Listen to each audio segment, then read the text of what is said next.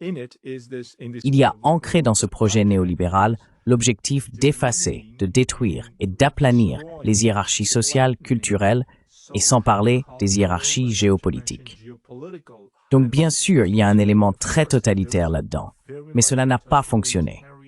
Cela n'a pas fonctionné pendant 7 ans, à moins de pouvoir souder de larges pans de la société par la violence. Et cela n'a pas non plus fonctionné en Géorgie. Je ne pense pas que tout fonctionnera en Arménie.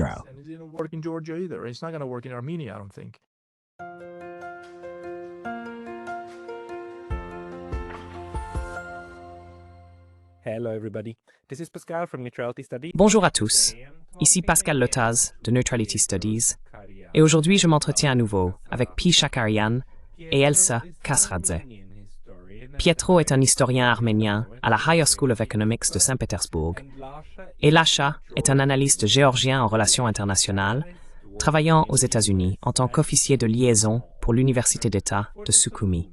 Aujourd'hui, nous souhaitons discuter des nombreux développements dans la région du Caucase. De la répression des forces d'opposition en Arménie à la pression renouvelée de l'UNMR sur la Géorgie, en passant par les politiques antagonistes de l'Azerbaïdjan envers la Russie. Il se passe beaucoup de choses en ce moment. Donc, Pietro Lasha, bienvenue à nouveau.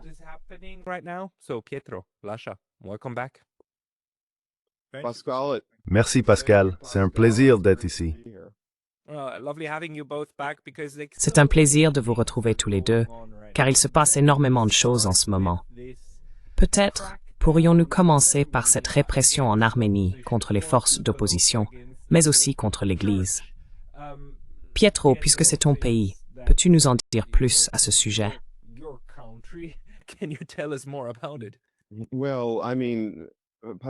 Eh bien, je veux dire, Pachinian devient complètement fou contre l'Église apostolique arménienne. Et je voudrais replacer cela dans un contexte où, vous savez, l'Arménie n'est évidemment pas la seule dans la région post-soviétique. Il y a une sorte de répression qui s'exerce contre les églises orthodoxes dans tous ces anciens pays soviétiques. Nous avons vu le cas avec Zelensky, nous voyons le cas avec Sandu, et même en Géorgie, Zorabishvili s'oppose à l'Église. Nous avons ce cas, Lasha pourrait probablement en parler mieux que moi. Mais dans le cas de l'Arménie, c'est vraiment une question très sérieuse car l'Église est tellement fondamentale pour l'identité arménienne.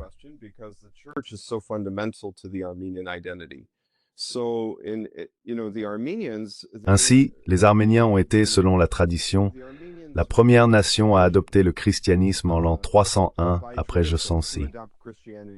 C'est la date traditionnelle, 301 après Jansi. Ils ont été la première nation chrétienne. Les spécialistes débattent de l'année exacte de la christianisation, mais le christianisme fait partie intégrante de l'identité arménienne. Même lorsque l'Arménie a été envahie par des puissances étrangères pendant des siècles, l'Église a servi de sorte de protection qui a permis de préserver l'identité, la langue, la culture, tout. De plus, même l'alphabet arménien qui a été inventé par Saint Mesrop Maktot en 404 après Joachre, ou en fait ça pourrait aussi être 405 ou 406. Il existe différentes dates, là encore, selon les spécialistes.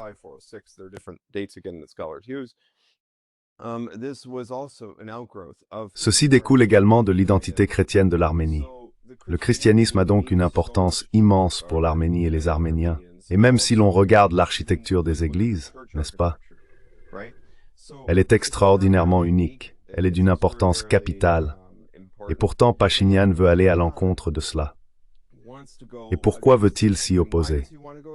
Parce que l'Église est l'une des dernières forces dans la société arménienne où peut exister un foyer d'opposition. Elle est indépendante de l'État, elle est indépendante du parti, contrat civil que dirige Pachinian. Et donc, pour cette raison, parce que c'est une force indépendante et parce qu'elle bénéficie d'un immense soutien populaire, n'est-ce pas?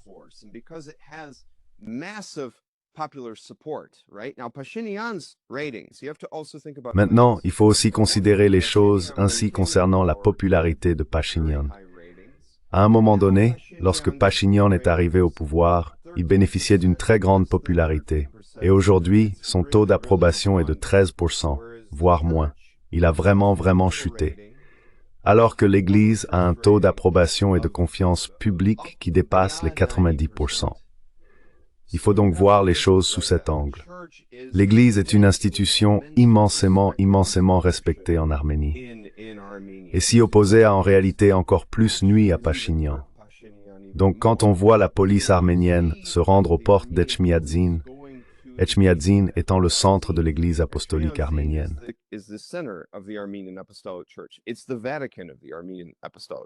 C'est le Vatican de l'Église apostolique arménienne. Quand on voit cela se produire, qu'ils s'en prennent à l'Église de manière aussi violente et viscérale, les gens réagissent.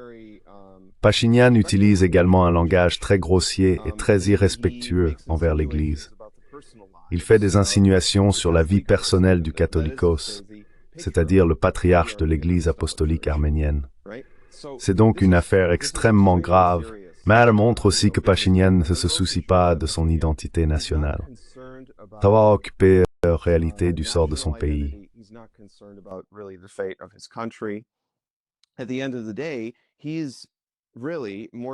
Au bout du compte, il s'inquiète surtout, premièrement, de préserver son pouvoir politique, et deuxièmement, de mettre en œuvre les plans et idées de ceux auxquels il est loyal en Occident, n'est-ce pas? Donc Washington, Bruxelles, il les suit quoi qu'il arrive. Voilà donc l'autre aspect de cette affaire. De plus, je veux ajouter une chose. Il y avait un homme d'affaires arménien très en vue, Samvel Karapetyan, qui exprimait son soutien à l'Église. Et il n'a même pas explicitement parlé de renverser le gouvernement arménien. Il a simplement dit qu'il allait soutenir l'Église. Et Pachinian s'est aussi montré très dur envers lui. C'est donc un autre élément de cette saga en cours actuellement.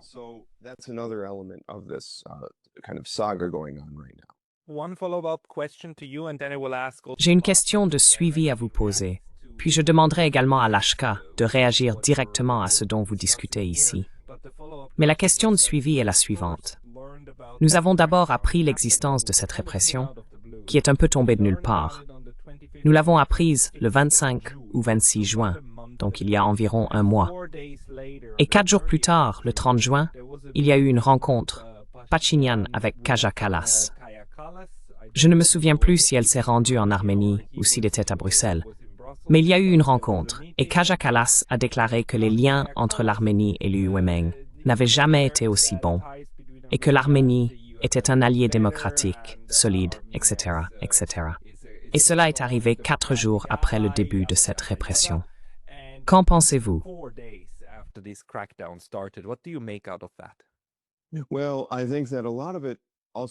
Eh bien, je pense qu'une grande partie de cela s'inscrit également dans le contexte de ce qui s'est passé récemment avec l'Iran.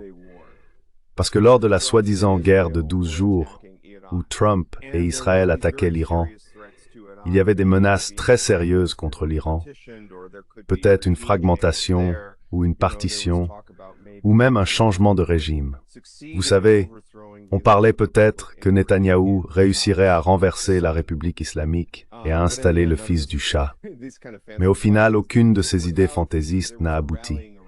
Il y a eu un rassemblement autour du drapeau, et finalement, l'Iran a réussi à contrer cette agression qui venait des États-Unis et d'Israël contre lui. Et en réalité, cela n'a fait que renforcer, du point de vue de Téhéran comme de Moscou, l'importance de l'Iran.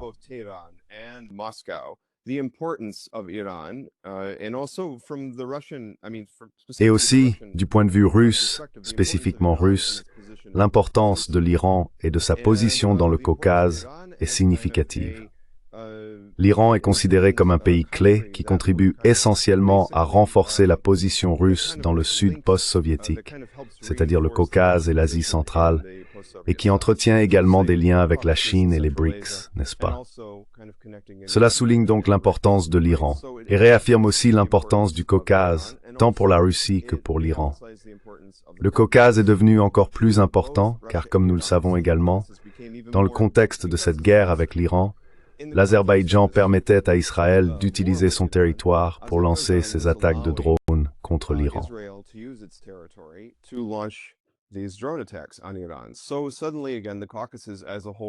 Alors, soudainement, le Caucase dans son ensemble, pas seulement l'Azerbaïdjan, mais aussi l'Arménie et la Géorgie, est redevenue une région d'intérêt accru, une zone placée sous une surveillance plus étroite, à la fois par Moscou et Téhéran.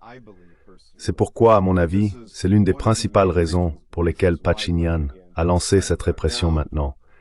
Pourquoi il a commencé à discuter avec Khachaturian en ce moment? Car il souhaite vraiment renforcer sa position. Il espère également que Lule Memeling pourrait contribuer à consolider sa position en Arménie, car il comprend, et il craint peut-être, que désormais, avec la Russie et l'Iran accordant plus d'importance à la région du Caucase, la valeur de l'Arménie va augmenter.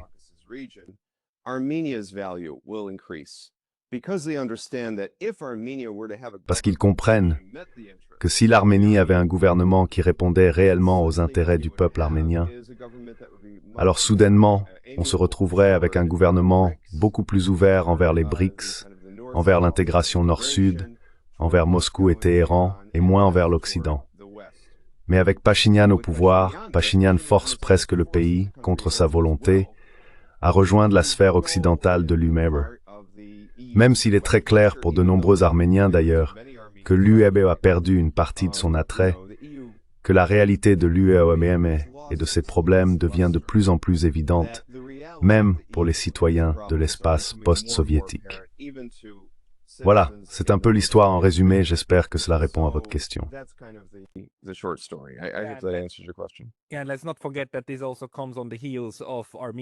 Et n'oublions pas que cela intervient également juste après qu'Erevan ait pratiquement abandonné le Haut-Karabakh. Je veux dire, l'Azerbaïdjan a réussi à le reprendre. Mais l'Arménie n'a même pas essayé de demander de l'aide aux Russes. Non, ils ne l'ont pas fait. Écoute, ils ne voulaient pas. Lacha, comment expliques-tu ce qui se passe actuellement en Arménie? Bien sûr. D'abord, je voudrais faire quelques brèves remarques sur l'Église arménienne. En effet, elle fait partie de la conscience nationale de l'Arménie, tout comme l'Église géorgienne l'est pour les Géorgiens. Elle a joué un rôle à travers les siècles. Dans le cas de la Géorgie, je crois que c'était quoi? En 337, après Jashir-Xnal, sous le roi Mirian, lorsque le christianisme a été adopté. Donc c'est une partie de la Genèse, si l'on veut, ou de la Genèse. Et aussi Saint-Nino. Saint-Nino, oui, absolument. Je veux dire, regardez. Tout d'abord, j'en ai aussi parlé à Glenn, tu vois où on est, non? Ici, c'est l'Anatolie. Ici, c'est la Cappadoce. Ici, c'est le Moyen-Orient. C'est là que, tout cela, tu sais, nous nous sommes en quelque sorte constitués en tant que nation dans le Caucase du Sud, sous l'influence du Moyen-Orient et de la région plus large, puisque le Caucase du Sud est appelé la grande région du Moyen-Orient. Mais quoi qu'il en soit, tu sais, je comprends ce que Petro dit à un niveau beaucoup plus profond. Je me reconnais dans ce qu'il dit, parce qu'il y avait des schémas très similaires, voire identiques, lorsque Saakashvili était au pouvoir.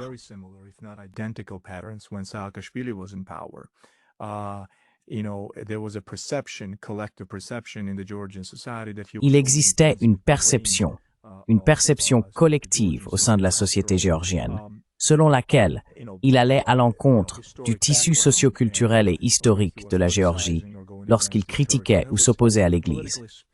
Autrement dit, politiquement parlant, et il y avait aussi quelques éléments factuels à l'appui, il y avait cette perception largement répandue que Saakashvili et son mouvement national uni étaient contre l'Église géorgienne, c'est-à-dire contre la tradition.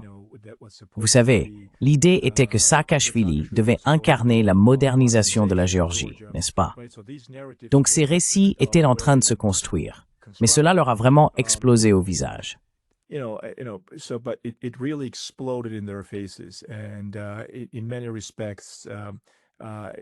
à bien des égards, l'Église a résisté. Cela a déclenché une sorte de réaction sociale inverse, avec des aspects peut-être de nationalisme, le nationalisme géorgien. Il est donc tout à fait plausible que Pachinian soit probablement confronté à la même contre-réaction au sein de sa société lorsqu'on s'attaque à une institution aussi profondément enracinée et ancrée que l'Église apostolique arménienne. Ces questions touchent une corde sensible. Elles ont tendance à le faire. On peut les qualifier de dépassées, d'impraticables et de nécessiter des réformes. Mais c'est quelque chose d'aussi profondément gravé dans la psyché collective de la Géorgie et de l'Arménie que j'ai toujours pensé, d'un point de vue politique, que s'y opposer frontalement a toujours été une erreur dans le cas géorgien.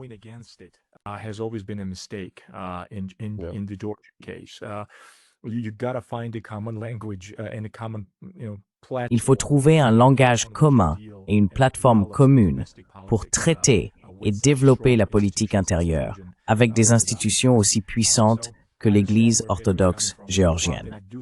Donc, je comprends d'où vient Petro sur ce point, et je pense aussi que cela est en partie poussé par l'Occident, de manière similaire à ce qui se passait sous le gouvernement Saakashvili. Peut-être que Petro serait d'accord avec moi là-dessus, car cela pourrait être motivé ou même encouragé par l'Occident collectif, non pas forcément dans le but de moderniser la société arménienne, mais certainement en créant des difficultés, en précipitant les réformes, et ainsi de suite.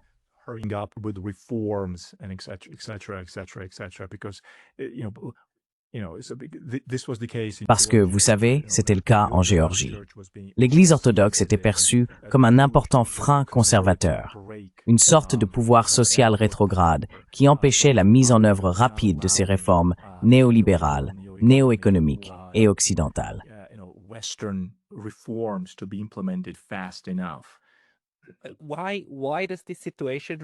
Pourquoi cette situation me rappelle-t-elle autant la façon dont le communisme a réprimé les églises pendant 60 ou 70 ans, sans réussir à les éradiquer? Et comment une partie du changement qui s'est produit, le changement qui a réellement fait tomber les gouvernements communistes, est en fait venu des églises, notamment bien sûr en Pologne.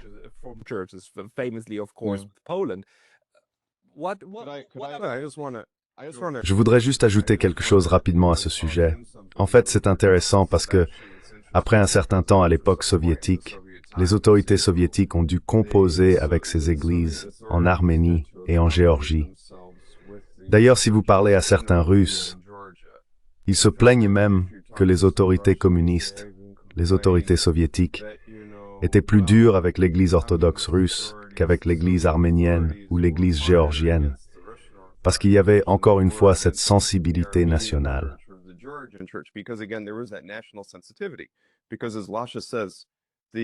Parce que, comme le dit Lasha, l'Église est tellement imprégnée de l'identité arménienne, de l'identité géorgienne, qu'il est très difficile de les dissocier. En fait, d'une certaine manière, c'est vraiment, je veux dire, oui, il y a le précédent du communisme, mais dans la façon dont l'Occident essaye de le faire, c'est vraiment une sorte de tentative, encore une fois, d'essayer, presque, au moins avec le communisme, il y avait cette idée que l'on changeait peut-être, que l'on essayait de remplacer l'Église par un nouveau type de système social qui profite au peuple. Il y avait cette idée qu'ils essayaient de faire quelque chose comme ça.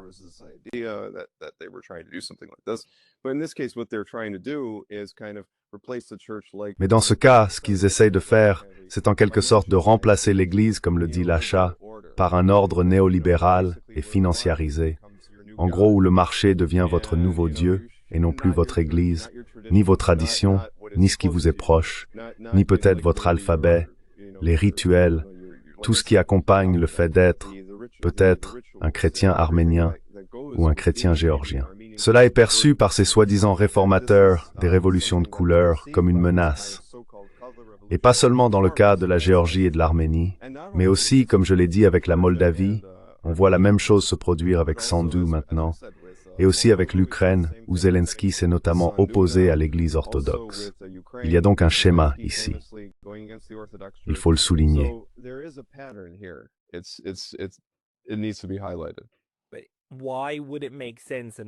Pourquoi cela aurait-il du sens?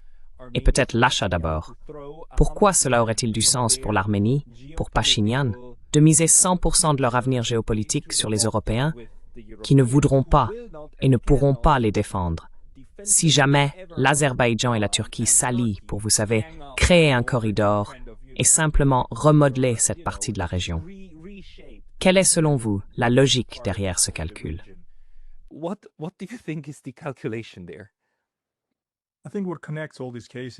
Je pense que ce qui relie tous ces cas dans le Caucase du Sud c'est que l'Église est perçue comme un frein à l'idée de progrès que ces jeunes réformateurs ont, tout simplement. Or, l'Église a toujours été, vous savez, et à juste titre.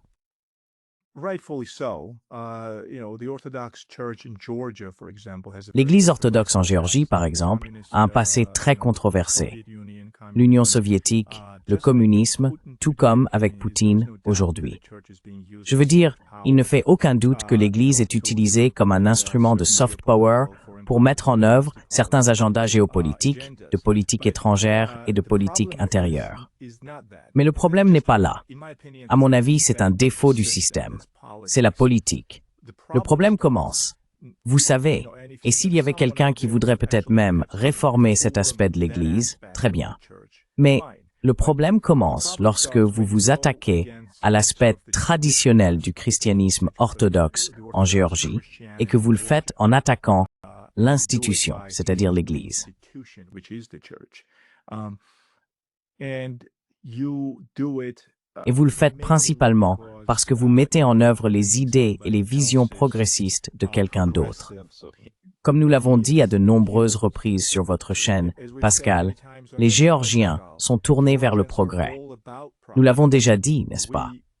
Que les Géorgiens, encore aujourd'hui, restent naïvement attachés à l'idée de faire un jour partie de l'Occident.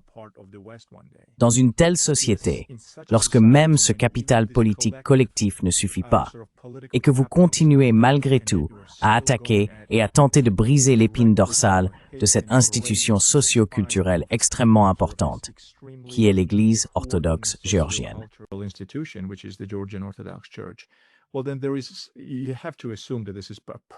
Eh bien, il faut alors supposer qu'il s'agit d'un agenda délibéré. Pour donner un exemple, l'ambassadeur d'Allemagne à Tbilissi, en Géorgie, est devenu célèbre pour avoir insulté directement la tradition ou le prétendu archaïsme de l'Église. Je ne l'ai pas vu moi-même, mais des personnes de confiance, des universitaires, des experts dans leurs domaines respectifs, m'ont dit qu'ils s'étaient tenus de l'autre côté de la rue, devant le bâtiment du gouvernement, et avaient critiqué l'une des plus anciennes églises chrétiennes situées en face, dans le centre-ville de Tbilissi.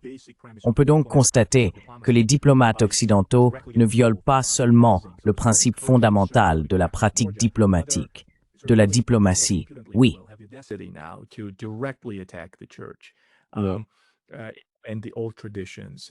Et les vieilles traditions, et vous savez, tout ce qui découle de l'Église orthodoxe en Géorgie, la sainteté de la famille, etc., ces valeurs conservatrices et ces hiérarchies de ce type. Vous voyez donc à quel point c'est flagrant, à quel point ils sont allés loin, n'est-ce pas?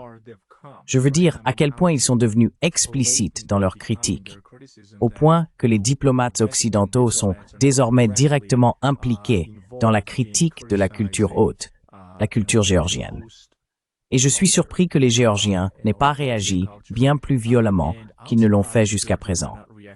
Je me dis toujours, vous savez, Dieu nous en préserve si la société géorgienne, si tout ce nationalisme se réveille et qu'il commence à rejeter toute l'expérience occidentale en Géorgie.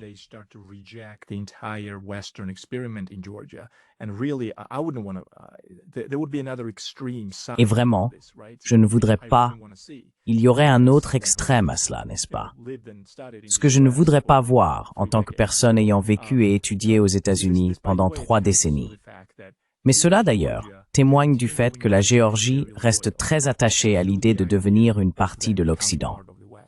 Et pourtant, d'une certaine manière, cette approche maladroite des partenaires de la Géorgie à Washington et à Bruxelles, et puis, Shakarian peut probablement me comprendre.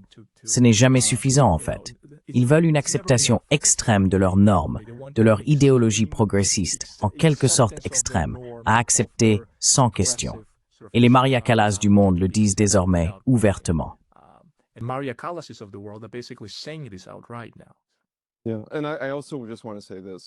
Oui, et je voudrais aussi dire ceci. Je suis en quelque sorte, vous savez, je veux dire, je suis content que l'achat ait orienté la conversation dans cette direction. Parce qu'en fait, l'UM Member a ouvertement applaudi Pachinian pour ses attaques contre l'Église. Ils ont ouvertement salué ce qu'il fait.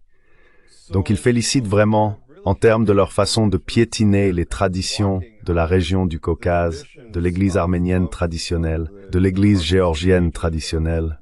Ils n'ont aucun respect pour tout cela. Je me souviens même qu'il y a quelques années, quand en fait c'était quand Ivanishvili venait d'arriver sur la scène, quand le rêve géorgien venait d'apparaître.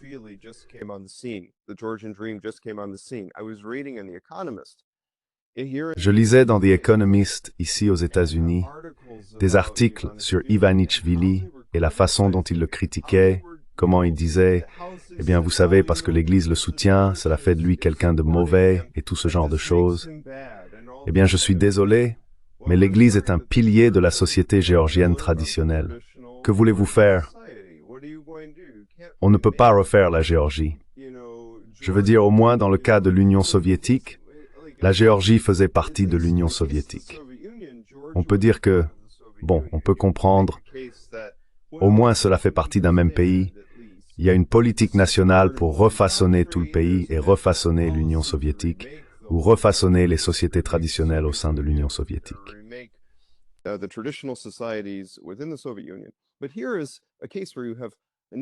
Mais voici un cas où vous avez un pays indépendant, la Géorgie, ou un pays indépendant, l'Arménie, et vous avez une force extérieure qui ne fait même pas partie du même État, qui vient leur dire comment vivre, comment leur Église devrait être, comment leur société devrait être organisée.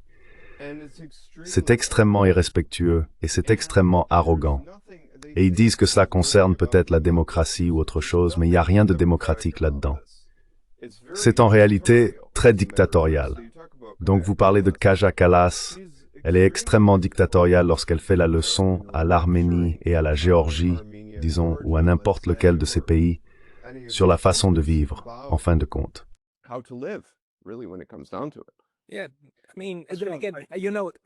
J'adore le répéter.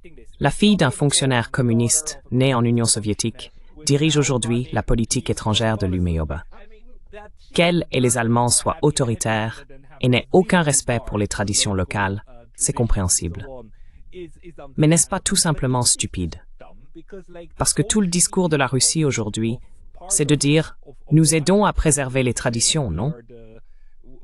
Je veux dire, est-ce que ça ne va pas pousser les deux, du moins dans la perception populaire, dans la direction opposée à celle que l'UMI souhaiterait? Peut-être Lasha, puis Pietro.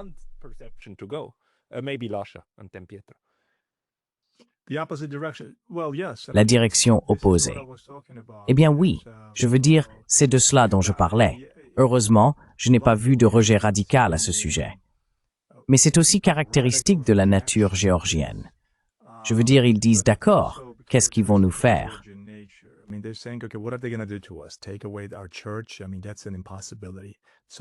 Nous enlever notre église. Je veux dire, c'est impossible.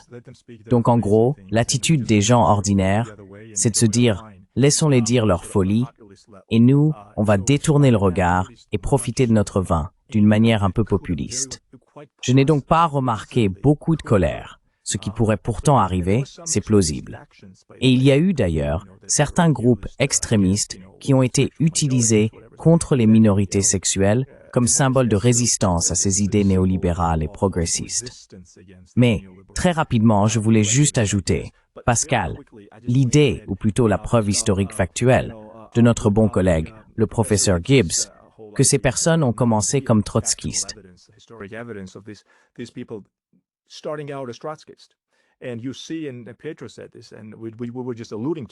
Et vous voyez, et Pietro l'a dit, et nous venions d'y faire allusion, que oui, cela découle en quelque sorte de la réinvention communiste du nouveau citoyen soviétique, de la réinvention du nouveau citoyen géorgien. Ces schémas étaient très présents lorsque Saakachvili réformait, entre guillemets, la société. Donc cela en faisait partie, sans aucun doute. Je veux dire, il existe des preuves historiques qui remontent à cela, que tout ce qui est ancré, il y a dans ce projet néolibéral, l'idée d'effacer, de détruire et d'aplanir les hiérarchies sociales, culturelles, et sans parler des hiérarchies géopolitiques. Donc bien sûr, il y a un élément très totalitaire là-dedans. Mais ça n'a pas fonctionné. Cela n'a pas vraiment fonctionné pendant 70 ans, sauf si l'on pouvait souder, vous savez, de larges pans de la société par la violence. Et cela n'a pas non plus fonctionné en Géorgie.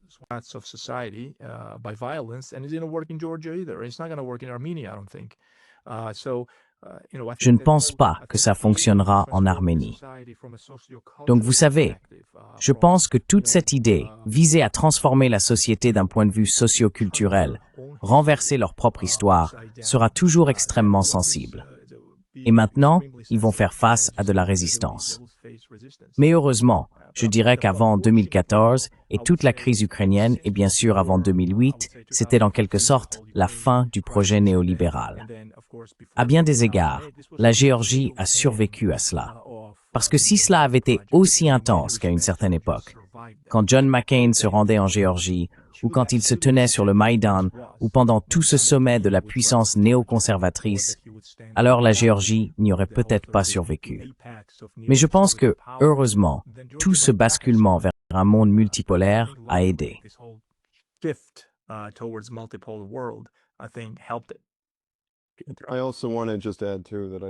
Je voudrais également ajouter que je pense que la Géorgie, probablement plus que tout autre pays de la région actuellement, comprend où le monde se dirige réellement. Je veux dire, l'élite géorgienne, c'est-à-dire le rêve géorgien, Bidzina Ivanichvili, comprend mieux que toutes les autres élites dirigeantes du Caucase aujourd'hui que le monde s'oriente vers le multipolarisme et que la Géorgie, dans ce contexte, toute la politique pro-géorgienne a beaucoup de sens. Non seulement cela a beaucoup de sens, mais cela s'intègre parfaitement. C'est parfaitement en phase avec la direction que prend le monde aujourd'hui. Vous savez, Pachinian n'est pas en phase avec la direction que prend le monde. Il nage à contre-courant. Il pense que l'UNMA est l'avenir, n'est-ce pas?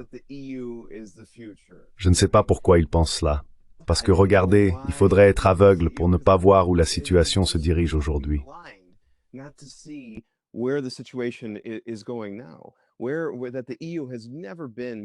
L'UMR n'a jamais été aussi fragmenté, aussi en crise qu'en ce moment, et aussi déconnecté de ses citoyens. Il parle donc de démocratie, mais Merz parle peut-être, vous savez, il pense à une future guerre avec la Russie, il pense à réarmer l'Allemagne, il ne pense pas au bien-être des Allemands. Et c'est la même chose pour Macron, il ne pense pas au bien-être des Français. Ou, si l'on sort de l'UMEBR, regardez M. Starmer, comment monsieur. Starmer ne se soucie pas du bien-être des Anglais, des Écossais, des Gallois ou des Irlandais du Nord, disons. Voilà à quoi nous sommes confrontés aujourd'hui. Nous faisons face à une Europe qui n'est pas démocratique. Les élites sont complètement coupées du peuple.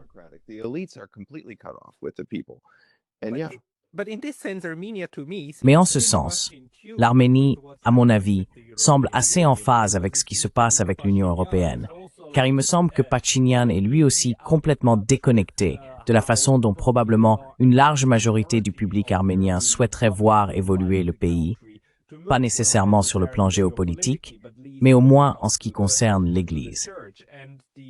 Mais il faut dire une chose. Les Européens et le mouvement néoconservateur aux États-Unis n'abandonnent jamais, n'est-ce pas?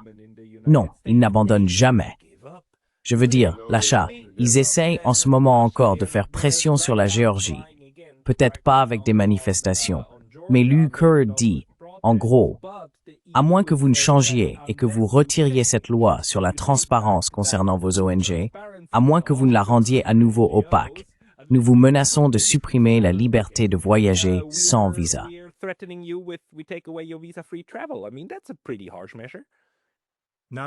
Je veux dire, c'est une mesure assez sévère. Non seulement cela, mais ce chercheur parle maintenant de suspendre, d'annuler le régime de voyage sans visa pour les Géorgiens dans l'UMEMBER. C'est donc le côté extrême de cette idéologie. Sans parler des accusations selon lesquelles ce gouvernement serait moins démocratique. Franchement, cela n'a absolument aucun sens. Cela défie la logique. Cela défie la rationalité. Cela n'a absolument aucun sens. Je vis ici. Je suis ici depuis 2 mois maintenant. J'étudie ce pays. J'observe. J'analyse. Les preuves factuelles n'existent tout simplement pas pour étayer ces affirmations.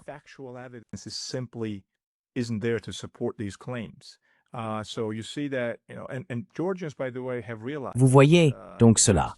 Et d'ailleurs, les Géorgiens s'en sont rendus compte ces dernières années grâce à la résistance farouche du rêve géorgien. pour laquelle je leur ai toujours reconnu du mérite en matière de géopolitique et de politique étrangère régionale. La façon dont ils ont tenu face à cette pression énorme, surtout lorsque la Russie a envahi l'Ukraine en 2022. Ils ont donc pensé que c'était encore une nouvelle opportunité. Et maintenant, avec la situation en Arménie, avec Pachinian qui va serrer la main d'Erdogan, je pense que c'est une tentative bien plus faible, une sorte de version 2.0 de la même chose. Peut-être que je généralise, mais il est impossible de voir cela autrement. Permettez-moi de passer à la géopolitique régionale, si vous le voulez bien. Il y a eu cette fracture stratégique, et Petro sera probablement d'accord avec moi là-dessus, entre, évidemment, le monde turcique et la Russie, l'Iran.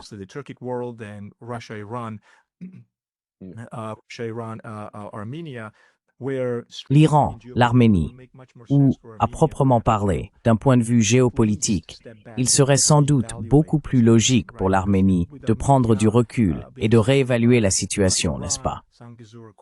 Parce qu'avec le soutien de l'Iran à l'Arménie, le corridor du Syunik-Izur, je pense qu'une réflexion avisée, pragmatique et approfondie sur ces questions indiquerait que suivre le monde turcique, si l'on veut, ou s'enthousiasmer à l'idée que tout à coup, Macron de France va sauver l'Arménie, est discutable. Et d'ailleurs, avez-vous remarqué, et je l'ai mentionné hier avec Alexandre en fait, que personne ne parle de la perte du Haut-Karabakh par l'Arménie.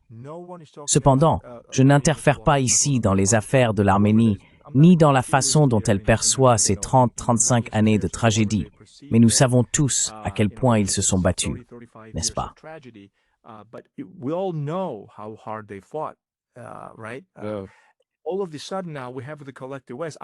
Tout à coup, nous avons maintenant l'Occident collectif. Regardez, l'Azerbaïdjan, nous étions tous de bons amis. La politique étrangère de la Géorgie est extrêmement pragmatique et amicale à la fois avec l'Azerbaïdjan et l'Arménie. C'est un autre débat en soi, mais personne en Occident ne dit « D'accord, vous n'avez plus rien, vous avez tout perdu ». Et pourtant, ils sont en d'autres termes un changement géopolitique majeur. Et en ce qui concerne la souveraineté de l'Arménie, un bouleversement majeur a eu lieu, n'est-ce pas? Un changement tragique s'est produit. Oui, nous y voilà, l'Occident collectif en quelque sorte. Donc je pense la même chose pour la Géorgie. Si l'Abkhazie et l'Ossétie du Sud étaient peut-être vraiment arrachés, disons simplement que la Russie réenvahissait la Géorgie.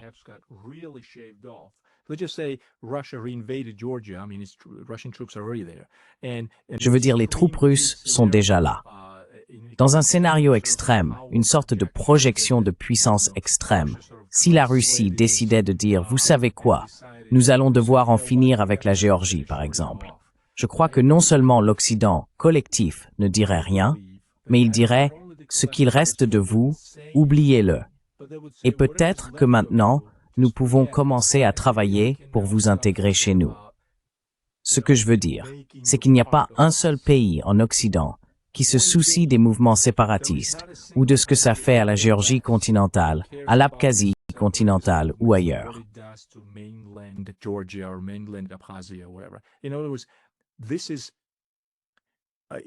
En d'autres termes, ça n'a rien à voir avec la géopolitique régionale.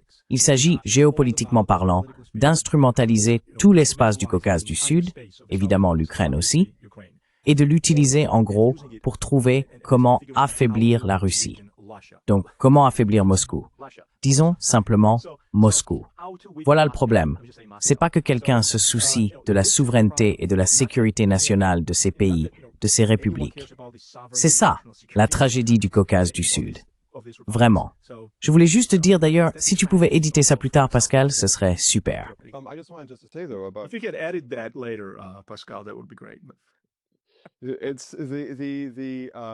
C'est le Caucase. Je veux juste faire un point sur toute cette situation avec le Karabakh dont Lacha parlait. En réalité, il y a toujours eu une toute petite minorité, même parmi les libéraux arméniens. Donc même les libéraux arméniens n'étaient pas, je veux dire, même les personnes que l'on pourrait considérer comme libérales dans le contexte arménien, n'étaient pas tellement enthousiastes ou n'ont jamais vraiment soutenu, disons, l'idée d'abandonner le Karabakh. Mais il y a toujours eu une faction de libéraux arméniens qui disait « Vous savez, Si on abandonnait simplement le Karabakh, soutenir les gens là-bas est un fardeau pour nous. Si on l'abandonnait, alors on pourrait en quelque sorte chasser la Russie de la région et s'intégrer avec la Turquie et l'Occident. Il existe cette faction d'Arméniens, aussi surprenant que ça puisse paraître. Il existe cette faction d'Arméniens qui tiennent de tels propos.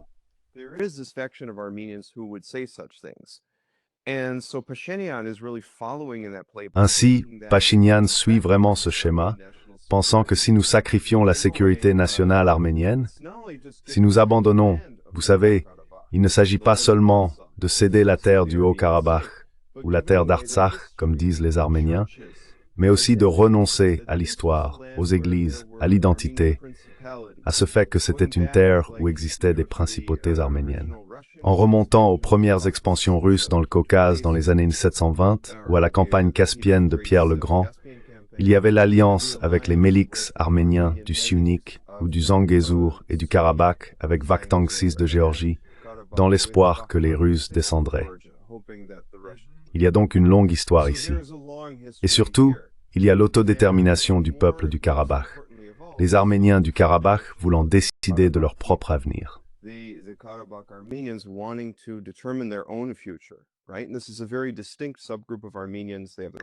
Il s'agit d'un sous-groupe très distinct d'Arméniens. Ils ont leur propre dialecte. C'est un peu comme la différence entre la majorité des Géorgiens et, disons, les Mingréliens. Donc, les Arméniens du Karabakh sont presque comme les Mingréliens. Ils forment un peuple distinct au sein du contexte arménien.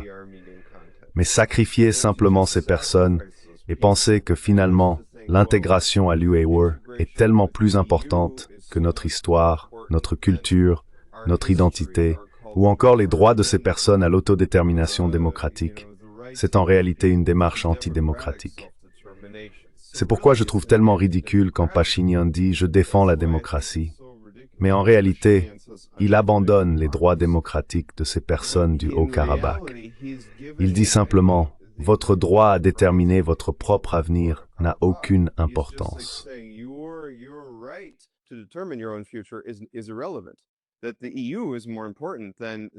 Que l'UEWR est plus importante que votre droit à défendre votre propre avenir démocratique. Voilà pourquoi je pense que c'est si important. C'est pour cela que je crois vraiment qu'il est essentiel de mettre en lumière le fait que ces géopoliticiens à Washington ou à Bruxelles, comme le dit Lacha, ne se soucient pas du Caucase du Sud. Ils ne se préoccupent ni de l'Abkhazie, ni de l'Artsakh, ni d'aucune de ces régions. Tout ce qui les intéresse, c'est de savoir comment utiliser cette région comme un levier contre la Russie. Et comment peut-être intégrer ces populations dans l'ordre néolibéral financiarisé que nous sommes en train de créer ici. Ils ne se soucient pas réellement du bien-être, de l'avenir, ni bien sûr des droits démocratiques des habitants de cette région. Car s'ils s'en souciaient, l'histoire serait tout à fait différente.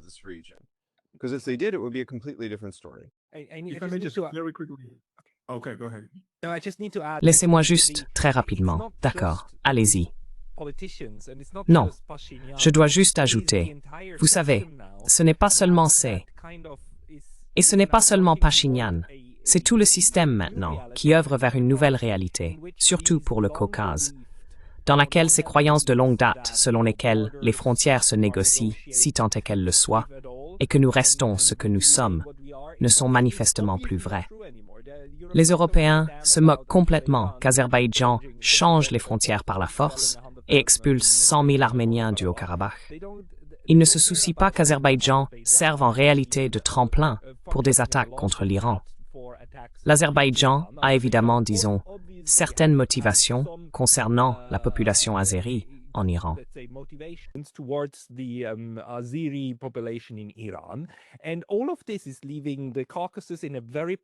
Et tout cela laisse le Caucase dans une situation très précaire, n'est-ce pas?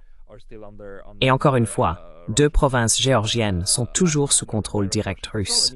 Je veux dire, l'ensemble du Caucase semble, lentement mais sérieusement, non pas se désintégrer, mais changer. Je veux dire par la force, par le pouvoir. N'est-ce pas un énorme problème en réalité? Peut-être El Khazraj d'abord, puis... El Khazradze.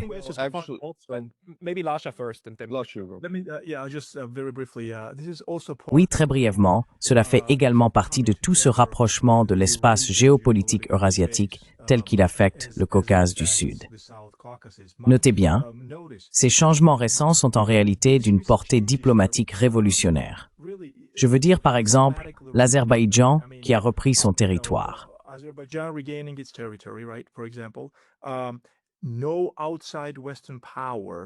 Aucune puissance occidentale extérieure n'a rien fait à ce sujet. D'ailleurs, même la Russie n'a rien fait. Cela ne veut pas dire qu'il n'y avait pas toute une analyse distincte sur la sécurité. Mais en termes de soft power et de géoéconomie, il ne fait aucun doute que l'Azerbaïdjan est devenu le pays leader parmi les 3 républiques du Caucase du Sud, même si tous ces scandales ont eu lieu récemment entre Bakou et Moscou.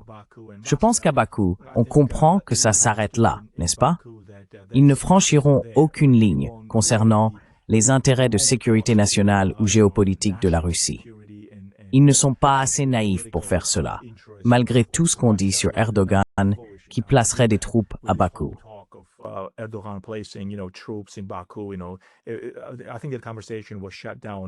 Je pense que cette conversation a été interrompue très rapidement. Mais ce que j'allais dire, c'est que l'ironie ici, c'est que s'il y a une chance, par exemple pour la Géorgie dans ce cas, de restaurer pleinement sa souveraineté et son intégrité territoriale, cela devra passer par Moscou.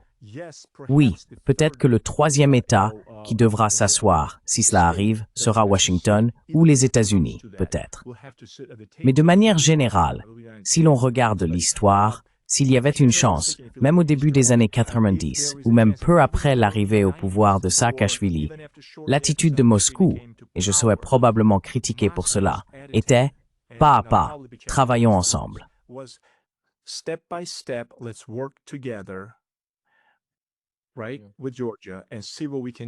N'est-ce pas? Avec la Géorgie, et voyons ce que nous pouvons faire. Et cela me rappelle aussi quand Zelensky est arrivé au pouvoir, a été élu, et il a dit « Nous ne voulons aucun problème avec la Russie ». Vous vous souvenez de ça? Il a même rencontré Poutine. Il a dit cela, et puis immédiatement, quelque chose s'est déclenché à Washington et à Bruxelles. Et ils se sont dit « Attendez une minute, est-ce que ce type va développer une sorte de relation amicale avec Moscou? » Oui. Eh bien, c'est inacceptable. Donc nous allons devoir tout faire pour organiser un Maïdan, provoquer la Russie et finir par février 2022 l'invasion de l'Ukraine par la Russie.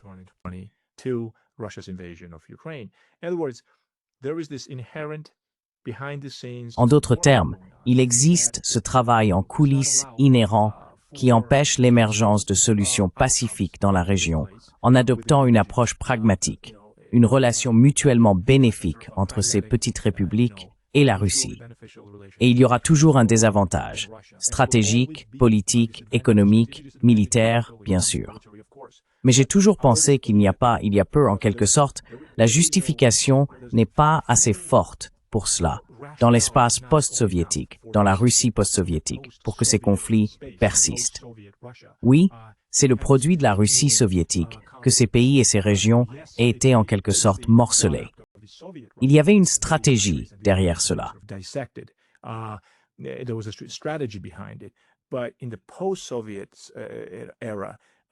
Mais à l'ère post-soviétique, il y avait au moins des possibilités d'éviter d'en arriver à de tels extrêmes, où la Russie intervient, envahit la Géorgie et reconnaît l'Abkhazie et l'Ossétie du Sud comme des États indépendants à l'intérieur de la Géorgie.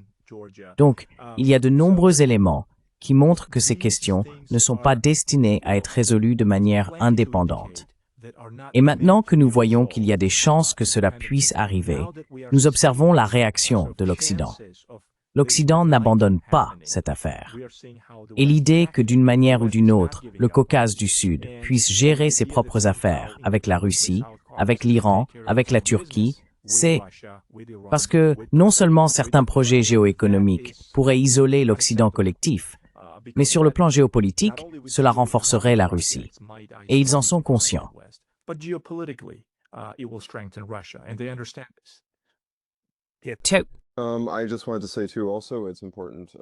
Je voulais aussi dire qu'il est important de souligner, en particulier dans le cas de la Géorgie, l'autonomie de ces peuples, les Abkhazes et les Ossètes.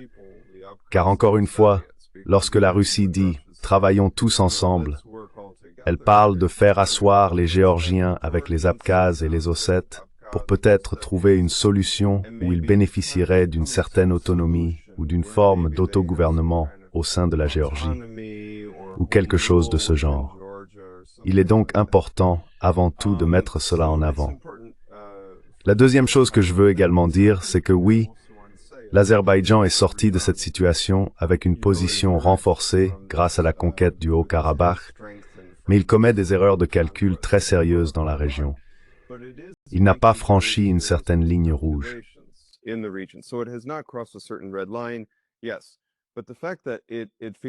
Oui, mais le fait qu'il se sente suffisamment en position de force pour aller aussi loin, même à ce point, et faire preuve d'une telle arrogance dans sa manière de traiter à la fois avec Moscou et Téhéran en même temps, je pense que c'est vraiment significatif. Et je pense que les Russes attendent aussi le moment où Aliyev ira trop loin. Je pense qu'en ce moment, quand on voit ce qu'il fait précisément, il ne s'agit pas seulement de la question de l'avion. Il ne s'agit pas seulement de toute cette histoire avec la diaspora azérie à Yekaterinbourg. C'est aussi qu'Aliyev commence maintenant à afficher bruyamment son soutien à l'Ukraine. Il n'essaie même plus de le dissimuler. Si auparavant, l'Azerbaïdjan essayait de dire « Eh bien, nous allons soutenir l'Ukraine », mais un peu en coulisses.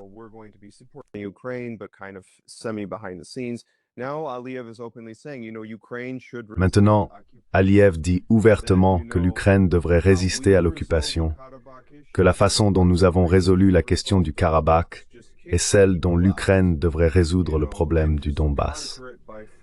Il suffit d'expulser les gens et de le conquérir par la force. C'est la méthode à suivre.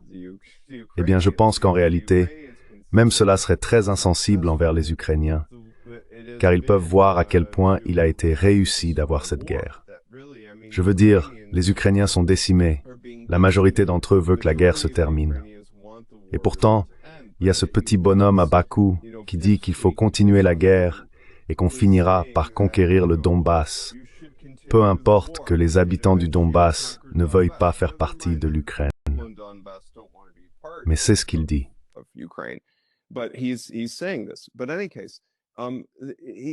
Mais dans tous les cas, il est extrêmement puissant.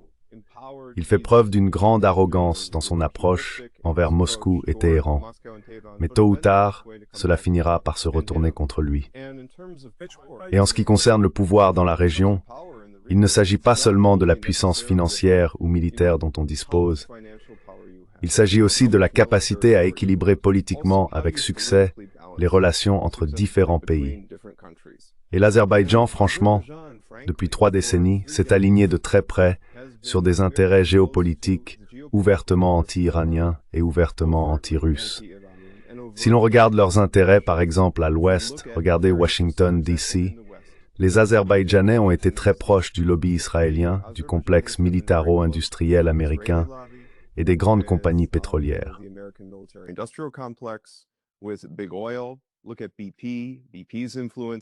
Regardez BP, l'influence de BP en Azerbaïdjan. Cela dure depuis 3 décennies. Ça n'a pas changé. Et pensez que d'une manière ou d'une autre, du jour au lendemain, peut-être si l'on se place du point de vue de Moscou ou de Téhéran, on se dit, peut-être qu'on peut les faire changer, peut-être qu'on peut les intégrer aux BRICS ou autres. Ce gouvernement ne fait pas cela. Et ces épisodes récents montrent qu'il reste très clairement sur cette trajectoire. Il continue, même si peut-être, en termes de valeurs politiques, il est différent de, ou peut ne pas être acceptable pour, disons, Bruxelles. Bruxelles continue de traiter avec lui. Bruxelles aime toujours parler des accords pétroliers avec Aliyev. Il ne se soucie pas des droits humains, disons des Arméniens d'Artsakh ou de quoi que ce soit de ce genre. Voilà un peu comment je résumerai la situation.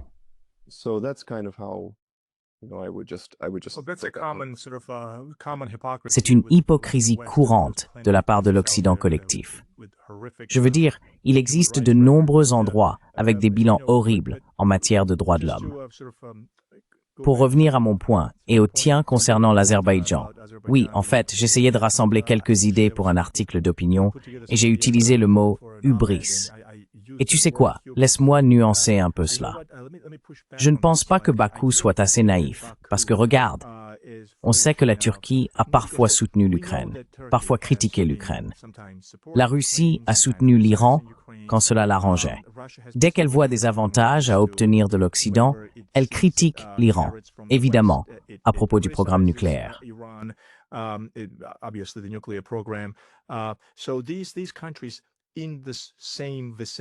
Donc, ces pays situés dans la même région géopolitique ont toujours agi ainsi.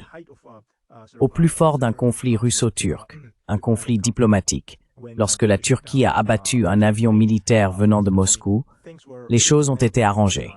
Ils ont amélioré la situation et sont revenus à la paix diplomatique après les excuses de la Turquie.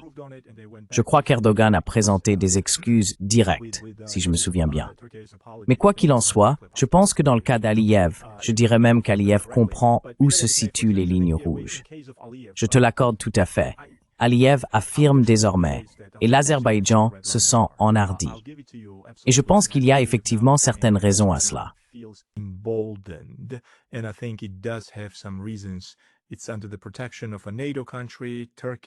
C'est sous la protection d'un pays membre de l'OTAN, la Turquie. Il a restauré son intégrité territoriale. Et il est sur cette même ligne qu'Israël, n'est-ce pas? Oui, des relations diplomatiques solides avec Israël. Et bien sûr, de nombreuses ressources énergétiques pour la région. Mais il ne fait aucun doute dans mon esprit que l'Azerbaïdjan continuera d'avoir besoin d'échanges économiques avec la Russie. Je crois que cela représente près de 5 milliards de dollars. C'est beaucoup pour l'Azerbaïdjan. Je ne pense pas qu'il soit dans l'intérêt d'Aliyev de perturber ce flux. Et je pense certainement que la nécessité de maintenir cette relation diplomatique entre l'Azerbaïdjan et la Russie est encore plus forte en ce qui concerne la sécurité et les lignes rouges.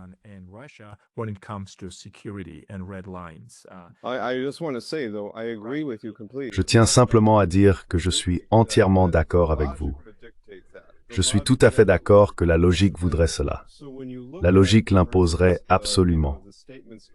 Et donc, quand on regarde, par exemple, les déclarations venant, je suppose, de Peskov ou de Zakharova à propos de toute cette situation, ils disent, eh bien, nous espérons que l'Azerbaïdjan comprend que ses intérêts résident dans la coopération avec la Russie, qu'il a beaucoup à gagner en travaillant avec nous, en participant au corridor nord-sud, car pour de nombreux Russes, en réalité, c'est la route la plus rapide entre la Russie et l'Iran.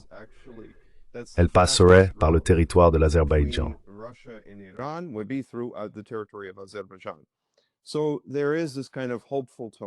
Il y a donc une sorte de ton d'espoir. Nous espérons qu'ils comprennent l'intérêt stratégique.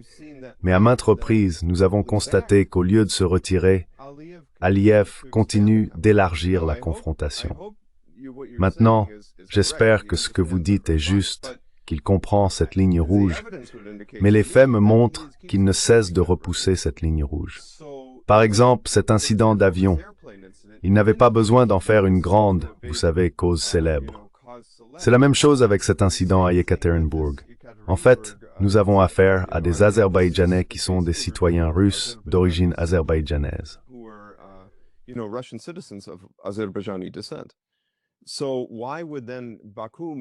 Alors pourquoi Bakou ferait-il tout un scandale à ce sujet? Arrêter des citoyens russes, des touristes russes, les passer à tabac, les montrer à la télévision, en faire une affaire énorme. On dirait qu'on observe un schéma d'escalade. Et chaque fois que la Russie fait preuve de retenue, par exemple pendant la guerre du Karabakh en 2020, l'Azerbaïdjan a abattu un hélicoptère russe. La Russie a été très mesurée. Ils se sont dit d'accord, nous réagirons en temps voulu, mais pour l'instant, nous allons supposer que ce n'était pas forcément intentionnel. Lorsque l'Azerbaïdjan a tué des officiers russes lors du nettoyage ethnique du Karabakh, la Russie est restée très retenue. Et pourtant, malgré tout cela, l'Azerbaïdjan a profité de la retenue russe pour pousser, pousser et encore pousser. Et maintenant, vous voyez, laissez-moi vous poser la question suivante. Pensez-vous qu'il y ait une main occidentale derrière cela? Parce que c'était clairement diplomatique, c'était tellement de cesse. Oui, absolument. Je pense vraiment qu'Aliyev, tout d'abord, comme je l'ai dit, a des liens étroits qui ont été cultivés pendant 3 décennies, voire plus, avec ces intérêts occidentaux très puissants qui ont toujours voulu, vous savez, attaquer l'Iran, qui ont toujours voulu même balkaniser l'Iran. Quand on parle de cette idée de promouvoir le séparatisme en Azerbaïdjan, ce que d'ailleurs les Azerbaïdjanais iraniens ne souhaitent pas, ils sont à l'aise d'être une partie de l'Iran. Vous savez, il suffit même de demander, vous savez, au guide suprême. D'accord, oui, absolument. Donc ils ne le veulent pas. Non, mais ce n'est pas forcément réaliste. Mais cela ne veut pas dire que le danger d'essayer quelque chose comme ça n'existe pas. Par exemple, j'aurais dit qu'il serait insensé de faire la guerre à l'Iran, mais cela n'a pas empêché Israël et Trump de tenter, vous savez, d'anéantir le programme nucléaire iranien. Mais en tout cas, oui, en tout cas. Non, je voulais juste demander, veux-tu ajouter quelque chose à ce sujet?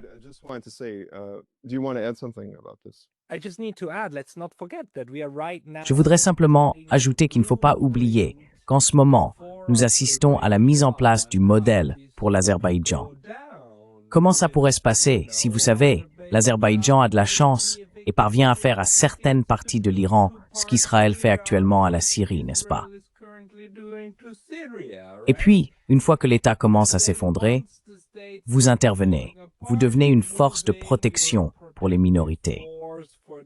Vous créez votre corridor, votre zone tampon, vous annexez votre plateau du Golan, et ainsi de suite.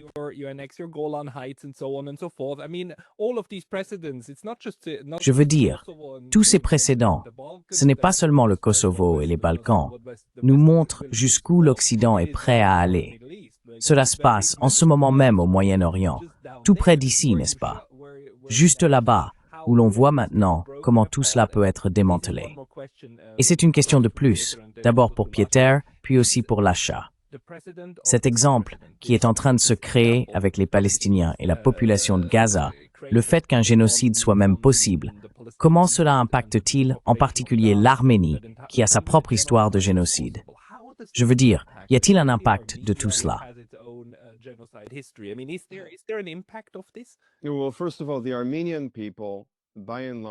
Eh bien, tout d'abord, le peuple arménien éprouve une profonde sympathie pour le peuple palestinien. Il compatit avec la population de Gaza face à ce génocide. Franchement, je pense que le gouvernement arménien devrait même s'allier à l'Afrique du Sud et à l'Irlande pour s'opposer au génocide à Gaza. C'est mon point de vue. Et c'est aussi mon analyse, ce que je perçois. Mais il est également vrai que les Arméniens ont constaté depuis longtemps que l'Azerbaïdjan est très proche d'Israël et qu'Israël a envoyé des armes à l'Azerbaïdjan en prévision de ce nettoyage ethnique au Haut-Karabakh.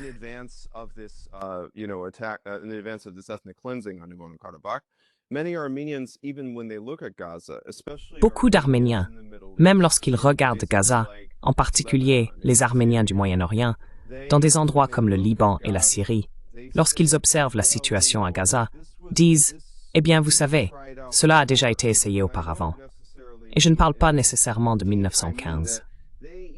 Je veux dire qu'ils perçoivent même l'opération dite antiterroriste de l'Azerbaïdjan pour nettoyer ethniquement l'Artsakh comme un précurseur de ce qui pourrait être accompli.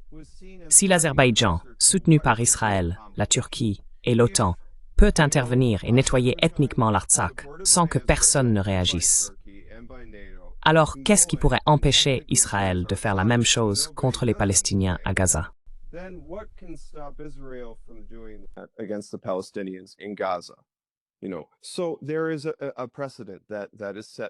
Il existe donc un précédent qui est établi en agissant ainsi. Dans le contexte géopolitique plus large, il y a encore cette idée du triangle de Primakov, en référence à Primakov, le grand spécialiste russe de la politique étrangère. Oui, absolument. Mais il pensait davantage en termes d'Inde, de Chine et de Russie. Mais on pourrait même le formuler comme Russie, Chine et Iran, car l'Iran émerge désormais comme l'un des principaux acteurs majeurs des BRICS. Comme je l'ai dit, c'est un nœud essentiel pour relier l'Asie de l'Ouest à l'Asie centrale. West Asia with Central Asia. And so it's of enormous importance for the One Belt, One Road Initiative. C'est donc d'une importance énorme pour l'initiative La ceinture et la route, et aussi pour la Russie, qui tente de renforcer son influence dans le sud post-soviétique. Il y aurait donc, encore une fois, un effort réel pour saper cela, pour vraiment y résister. Et Aliyev, comme je l'ai dit, a toujours été très intégré à ces forces mêmes qui cherchent à faire avancer cet agenda. On voit bien que c'est lui, avec M. Erdogan, qui soutient ce qui se passe à Gaza. 60% du pétrole israélien provient d'Azerbaïdjan, transitant par la Turquie vers Israël. Donc au final, c'est un pays profondément impliqué. Et ce que nous voyons, c'est beaucoup de poudre aux yeux, exactement comme ce que nous voyons actuellement en Syrie, où Israël bombarde la Syrie, où Jolani est présent, et où il y a une sorte de tentative de rallier les Druzes, de rendre les Druzes pro-israéliens. Donc il y a beaucoup de manipulation dans tout cela. Et c'est aussi le cas dans le Caucase, où Aliyev fait semblant à un moment donné de dire « Oui, je suis quelqu'un qui regarde le monde d'une manière très proche des BRICS, et je pense que nous entrons dans une ère multipolaire, et tout cela. » Mais en réalité, il ne le voit pas du tout de cette façon.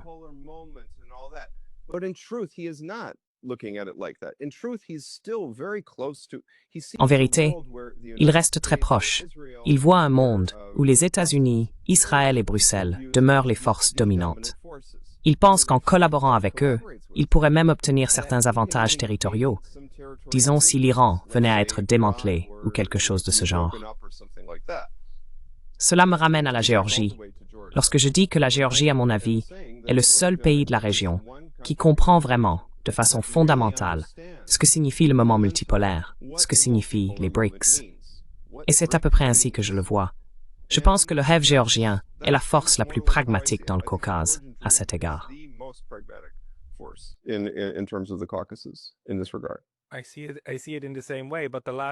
Je vois les choses de la même manière, mais les 2 dernières minutes de la discussion d'aujourd'hui reviennent à l'achat, s'il te plaît. Bien sûr. Permettez-moi de me concentrer sur notre géopolitique régionale ici, car je ne veux pas aborder des questions comme le nettoyage ethnique et ce qui se passe de manière positive. C'est un sujet très controversé. Mais en termes de simple géopolitique, vous savez, la Géorgie, il est plausible d'imaginer un scénario où, si la situation s'envenime avec l'Iran, la Géorgie pourrait être amenée à faire un choix. Si, par exemple, Taïwan est attaqué ou qu'il décide de passer à l'action, l'Australie devra aussi faire un choix. Soit vous êtes avec eux, soit avec nous. Mais vous ne pouvez pas rester neutre, n'est-ce pas?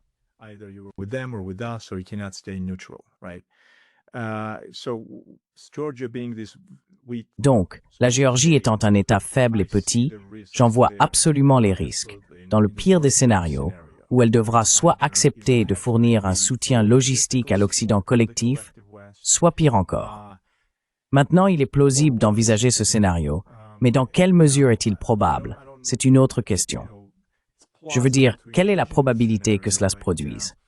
C'est possible, et c'est plausible. Mais vous savez, quels sont les risques que cela arrive en ce moment? C'est difficile à dire. Il est impossible de le prédire, même si ces risques existent. Je pense que oui, vous savez, je partage cela avec Pietro, que le gouvernement actuel a trouvé ce parfait équilibre, si l'on peut dire. Nous entretenons de bonnes relations avec l'Azerbaïdjan.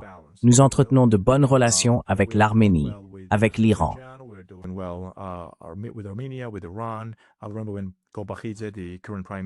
Je me souviens lorsque Garibashvili, l'actuel Premier ministre, s'est envolé pour, j'ai oublié à quelle occasion, mais il s'est rendu en Iran. Cela avait été critiqué. Et moi, vous savez, dans une certaine mesure peut-être, mais je pense que c'était simplement de la politique pragmatique. Je n'y voyais pas fondamentalement de problème. On peut donc constater que le parti Rêve géorgien, sur le plan de la politique étrangère régionale, reconnaît, à mon avis, la nécessité d'être à la fois critique et pragmatique avec tous les acteurs de la région, en particulier avec la Russie.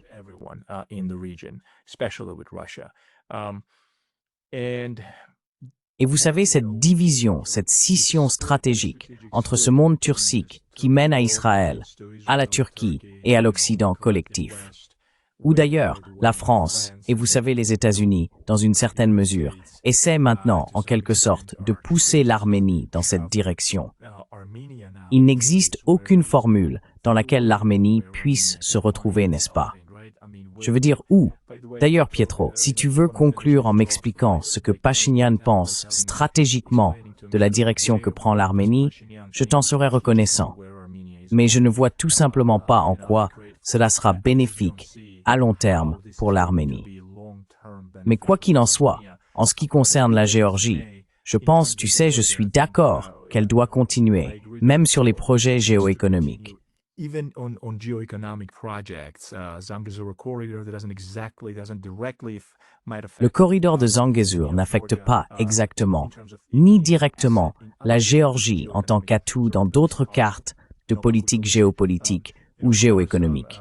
Vous savez, les cartes politiques de Bakou, le projet ferroviaire ou le projet de Seyhan, ou encore les projets géoéconomiques pour lesquels Shevardnadze a mis la Géorgie sur la carte. D'ailleurs, ils ont rapidement éloigné la Russie, peu après la chute de l'Union soviétique. Mais quoi qu'il en soit, tant sur le plan géoéconomique que géopolitique, je pense que la Géorgie n'est pas dans une si mauvaise posture actuellement. La question est la suivante. Si la région explose, en aggravant le conflit en Iran, la Géorgie devra-t-elle faire le choix drastique de rester neutre ou de s'intégrer à l'effort du collectif occidental pour en finir avec l'Iran?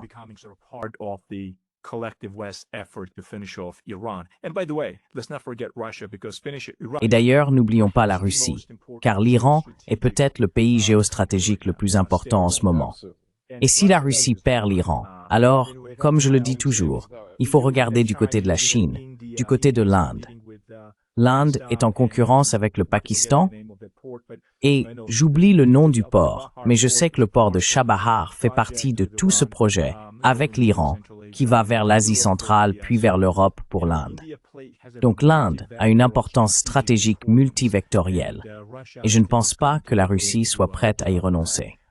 Donc oui, à terme, il est possible d'imaginer que si la situation s'envenime et que la région commence à s'embraser, la Géorgie pourrait être amenée à faire un choix.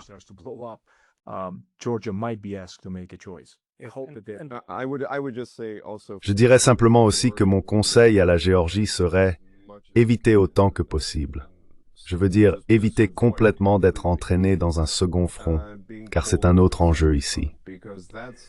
Lorsque l'Occident soutient, disons, ces forces politiques radicalement pro-occidentales en Géorgie, du type Saakachvili, en ce moment contre le gouvernement du rêve géorgien, c'est dans l'intention de forcer la Géorgie à se retrouver dans un scénario où elle pourrait perdre l'Abkhazie et l'Ossétie du Sud, voire de façon permanente, ou vraiment utiliser la Géorgie comme un instrument contre la Russie. Et la Géorgie ne veut pas cela. La Géorgie n'a pas besoin de cela.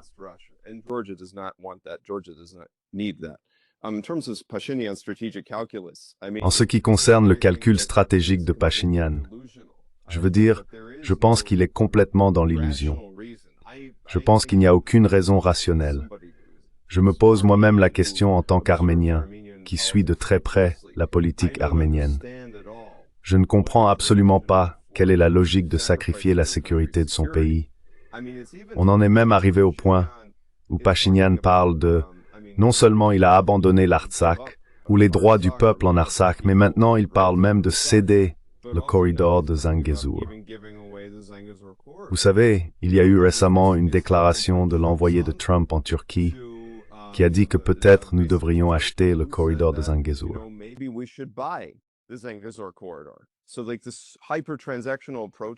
Donc cette approche hyper transactionnelle arrive, je suppose, maintenant dans le Caucase. Avant, il parlait d'acheter le Groenland. Maintenant, il parle d'acheter le Syunik. Je pense que c'est extrêmement dangereux et je ne vois aucun calcul stratégique. En réalité, je pense que Pachinian, franchement, agit sur ordre de forces extérieures. Il n'y a pas d'autre explication possible. Agit-il dans l'intérêt légitime de la sécurité nationale de l'Arménie? Non, il ne le fait pas du tout. Il agit au nom de ces forces qui veulent utiliser l'Arménie et veulent utiliser la Géorgie et même l'Azerbaïdjan contre la Russie et contre l'Iran. Voilà comment je le perçois au final. Il est impossible d'imaginer cela ou de l'analyser. Par exemple, avec le problème actuel avec l'Iran, les bombardements de l'Iran par Israël, sans prendre en compte le contexte plus large que tu viens d'évoquer d'ailleurs. Donc Pascal, désolé. Oui.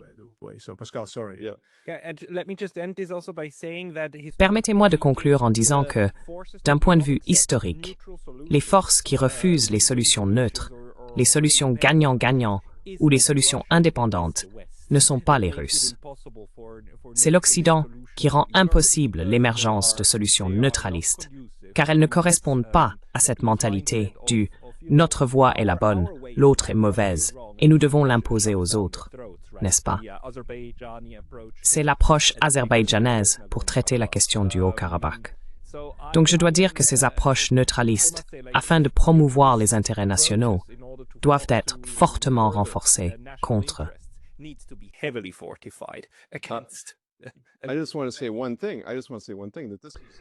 Je veux juste dire une chose. C'était en réalité fondamentalement Pascal, le cœur de toute la situation avec l'Ukraine. Parce qu'encore une fois, l'Ukraine essayait de trouver un moyen d'être neutre, de profiter du meilleur des deux mondes, tout comme les Arméniens et les Géorgiens veulent profiter du meilleur des deux mondes. Mais au final, ça n'a pas suffi. Au final, l'Ukraine a été forcée de faire un choix. Ils ont dû choisir entre la Russie et l'UML. Il ne restait absolument aucun terrain d'entente.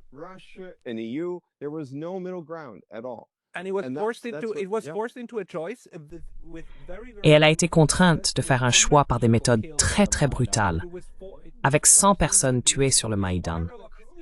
Elle a été entraînée dans cette spirale d'escalade. Elle a essayé de revenir en arrière à plusieurs reprises, y compris en 2022. Et ils essayent de faire exactement la même chose en Géorgie, et bien sûr en Arménie, où ils semblent déjà avoir réussi à capturer les cercles décisionnels de l'élite. Parce que ces gens ne veulent pas de ponts, ils veulent des murs et des frontières fortifiées.